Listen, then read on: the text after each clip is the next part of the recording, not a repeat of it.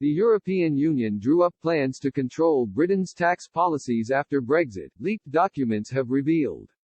The UK and EU have resumed face-to-face Brexit trade talks in London today, as the deadline to strike a deal moves ever closer.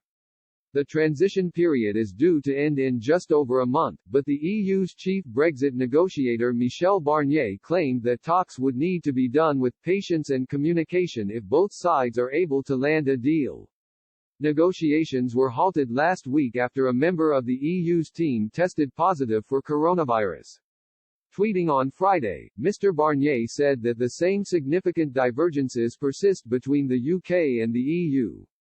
Both sides have been in deadlock for months over issues such as fishing rights, governance of the agreement, and the so-called level playing field conditions, which would prevent unfair competition by slashing standards or boosting state subsidies.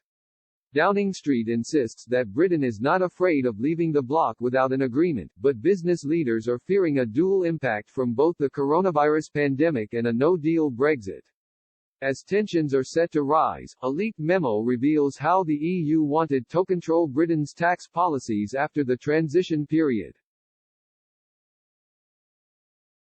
The document was written by the European Parliament's TAX3 Secretariat following a meeting with the Brexit Task Force, the EU negotiating team led by Mr. Barnier, in 2018.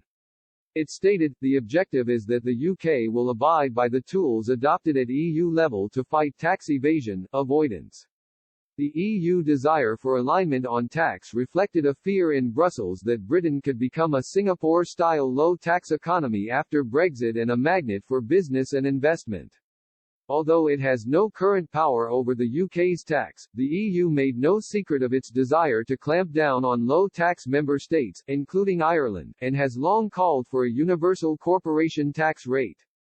Earlier that year, former Chancellor of the Exchequer Philip Hammond told a German newspaper that if Britain was denied access to European markets it would change our economic model to regain competitiveness.